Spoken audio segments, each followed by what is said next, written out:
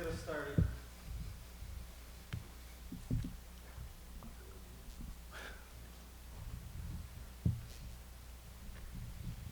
Hey, Coach, could you get into Isaiah Alston a little bit, kind of what his situation is and how he's come along, another transfer wide receiver that you guys have added to the program? Yeah, first thing about Isaiah is he's a great fit. He's a great kid.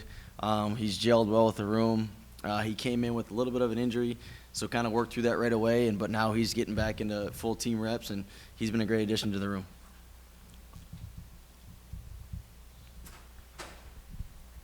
What's Jalen Noel have to do to take that next step, final step, whatever step it would be in his progression?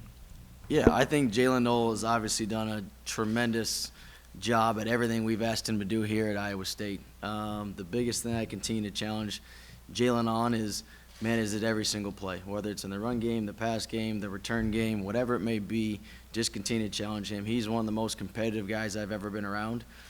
He's the alpha in that room, and guys know that, and I think Jalen knows this last year is he's got to put everything together, and he's excited about that, and he's taking that challenge on head on. Similarly, I guess, Jaden Higgins, we've seen him explode with some big games, and it seems like he and Jalen gel as leaders together pretty well. How would you describe the dynamic between those two? Yeah. And then Jaden's continued development and what he can do. Yeah, a guy like Jaden and Jalen, just kind of the dynamic between those two. Jalen is the more vocal, get everyone going. Jaden's the lead by example, kind of do the things right, make the big play, get guys to rally around him. But yes, you're right. They are two guys that I'm very fortunate to have in the room together because everything they do, from individual drills to the way they carry themselves off the field, those two guys have a process and they've mastered their process, which is why they are who they are and the success they're having. So they've pushed guys, the younger guys in the room, and which is exciting for those guys as well to have two guys like that to look up to. But we're excited about both those guys, and Jaden's obviously had a big season and looking to build off of it. Coach, as you kind of look at, having two guys that are proven and bringing in Isaiah Alston, who was very proven and successful at Army, how do you balance, competition at the top of the depth chart, but also, keeping everyone happy? Yeah, I think that's the great thing about our room is those guys are all there for one another, and they all understand there's one football. And the biggest thing that we're trying to get to everyone is whoever makes the big play, whoever scores the touchdown, whoever, is getting the touches, it's all about winning football games. And I think that's the greatest thing about our room right now is they understand that. Yeah, there's certain guys who want to get the ball in their hands, but now we feel like, even adding a guy like Daniel Jackson and a guy like Benny Nagoy in those rooms, we feel really good about whoever's in position. We have a lot of mismatches. And you had a guy like, Ben Bramer at tight end and Abu Sama out of the backfield, and there's a lot of options and weapons that we can use within this offense. It's just, those guys are excited for one another. You can see it on the practice field when there's big plays. It doesn't really matter. And, yeah, there's a challenge to keeping everyone happy, but they all understand we're trying to win football games here.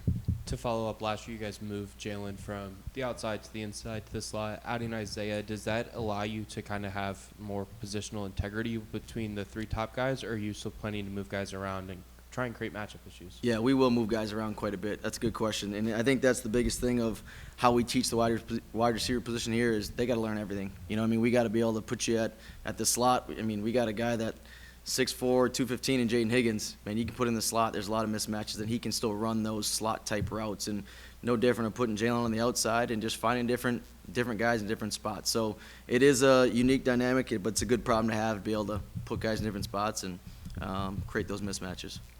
Speaking about a guy like Benny Nagoy, making that big catch against Memphis in the Liberty Bowl, what have you seen from him this spring to try and be a difference maker for this offense, despite all the talent in your receiver room? Yeah, Benny has had probably the most impressive camp within the room out of the young guys we needed to see push a little bit. The best thing about Benny is he's quiet, but he's extremely competitive.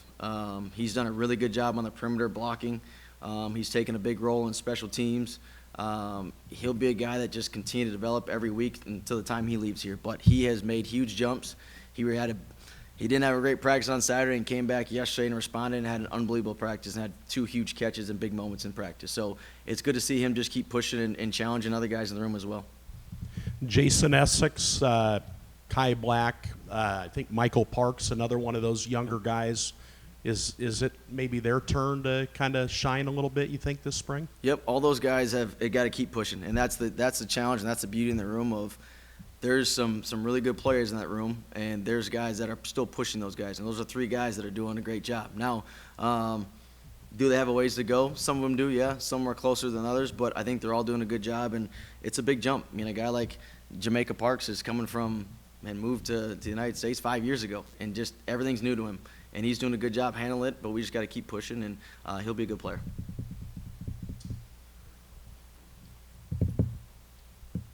What is the role of a passing game coordinator going to do in this upcoming season as you guys prepare for games on every Saturday?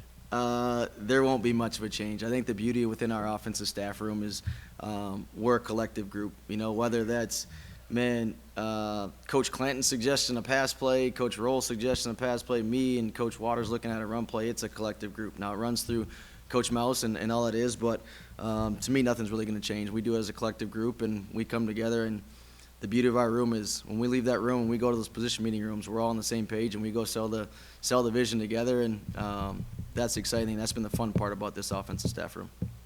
With so many high-end receivers and a proven quarterback, Yeah. I mean, freshman All-American, I've asked this question in many different ways to Campbell. What's to stop you guys from going 65%, 70% passing? Yeah, good question. I think it's just us continue to detail all the stuff we need to do. Now, we're going to have what we did last year with Jaden and Jalen, and they've proven themselves to be a weapon of we're going to get different coverages. They're going to try to roll into things late, try to make Rocco see things late, give him different pictures. But if we can continue to be on our spot, on time, and all on the same page, we feel really confident about our pass game. That's what we continue to preach to our guys. We shouldn't – if we're doing our job, we're on our spot, on time, we're doing the right things, we should be really, really dangerous in the pass game. But we're going to see a lot more pictures, a lot of different coverages, all those type of things just to screw with us and to mess with the quarterback as well. Anything else? All right, thank you. Thank you, guys.